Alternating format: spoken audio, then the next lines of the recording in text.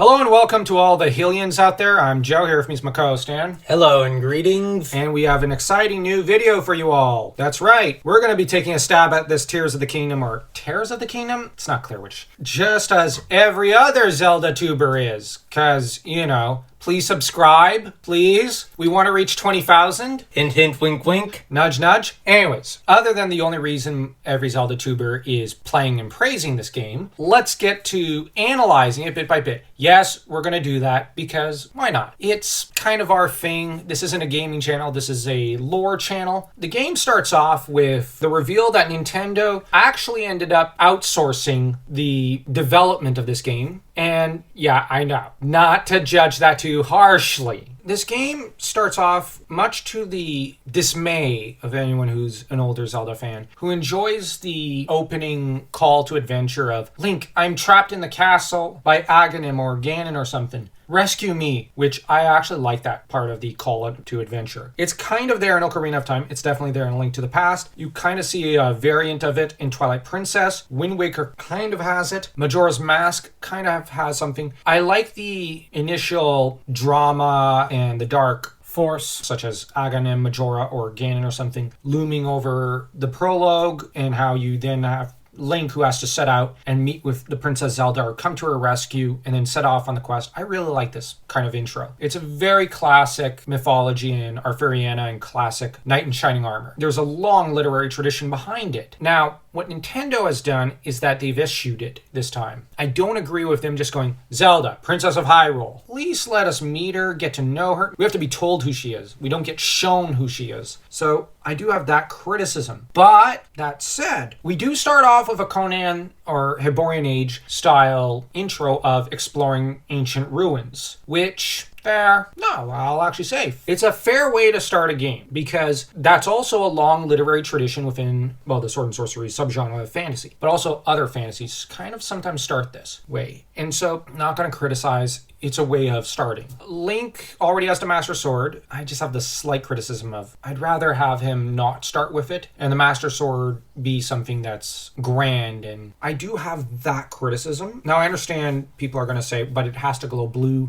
and, we have to be all, it's sensing darkness and evil within a few minutes. I get that. But on the other hand, I find it kind of removes from the Master Sword. You could have just had the golden compass of Linkle on Link and it starts glowing so that the Master Sword is not, it gets its full intro later, but you still have that kind of some sort of MacGuffin which starts going off, sensing whatever's behind door number 1. I understand people are probably going to get a little mad at us for daring to criticize the Sacred Cow, but I do think we need to go into this game with a level head and not treat it as any more or less special than the other Zelda games. I'm not saying that because I dislike the game. It's just that I just think that, and I think you agree, we should earn the Master Sword, not have it given. It's much better to earn something rather than be given it. And the Master Sword is probably the most special item in Zelda history. It's Excalibur in the context of the Hylian mythos. Now, that aside, ruin exploration and dungeon exploration is an old staple of Zelda. So I like that finally someone thought to bring down a torch. Because Link rarely seems to ever bring one down from the word go. I'm going to say that's Zelda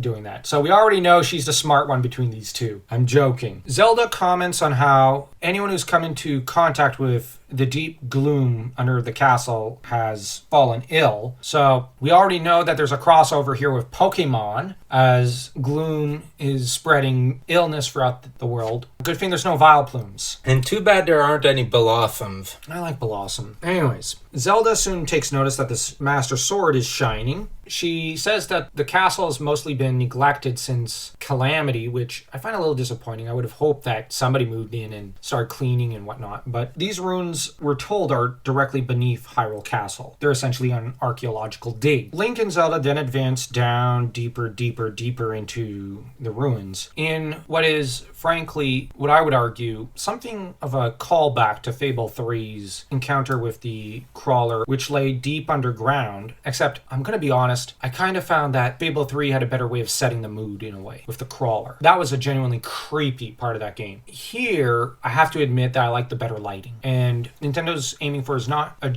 dawning sense of horror and creepiness, but rather just slowly easing into the story, which is an old technique of novels and whatnot. I love that they're trying to establish atmosphere. I have to grant you, like I said, I prefer how Fable 3 did it, but they are setting up an atmosphere, which that's a good idea. Zelda then stumbles upon a non-spoiler free walkthrough of Skyward Sword and Ocarina of Time, which, wow, Nintendo. Spoilers! I'm kidding. Zelda soon acts shocked to discover that the Demon King was factual and that Hylians joined with the gods to fight against Demise, which we as the fans already know this. But now we know how far ahead they are into the future, that all of this stuff has mostly been forgotten. So that's an interesting bit of lore, I guess. On the other hand, Zelda's very much confused by the Ganondorf mural, which shows Ganon stealing something, which it looks like the Kokiri stone. Arguably, these are tears of light from Twilight Princess, but it could also be Kokiri stone. I'm not sure. We're not very far into the game.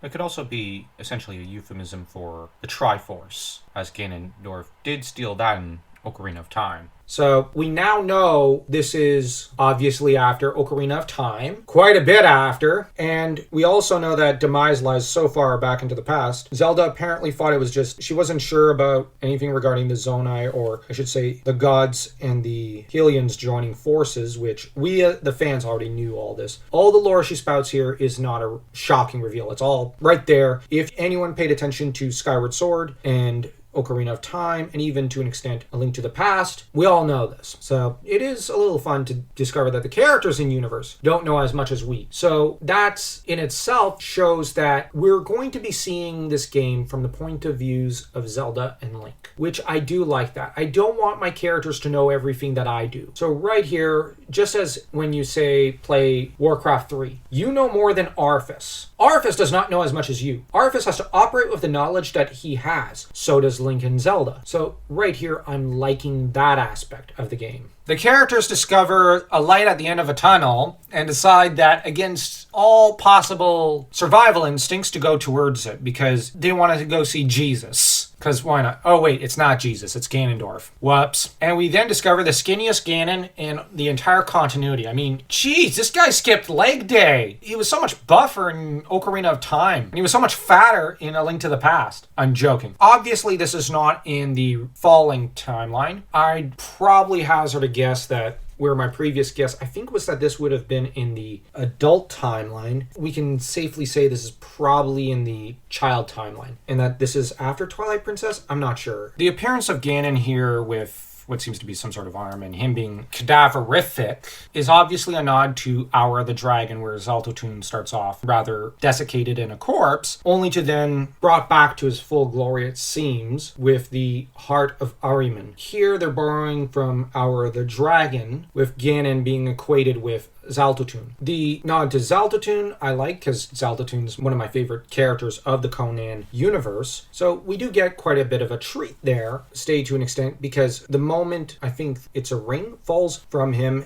and falls over at Zelda's feet and she picks it up after a moment's hesitation. Ganon's skull properly realigns and whatnot. And he then gets eyes, which he then glares at the two and sends some, what is it? Some malice? Some gloom? Some, like the Pokemon? Some dark aura. I gotta stop cracking the gloom jokes. Chucks some darkness at them, with Link naturally cutting through it with the Master Sword. And we'll get into what happens next in the next video because we have a lot of thoughts on it, and I just wanted to kind of deal with the first bit of the intro and the murals and whatnot. So what are your thoughts so far? I don't mind. I actually enjoy aspects of the atmosphere. I like the fact that we're being introduced to a creepy underground dungeon. Yes. Lots of Conan nods. The art also looks great. The character designs look pretty good. I still miss Link being in green right now. I remember I complained a few times in the past about it, but I actually think that the guard armor you have in Hyrule Warriors looks better. I'm not terribly fond of Link's current outfit. Zelda's outfit looks great. I don't have a complaint about it. Zelda, I think she looks better with long hair, but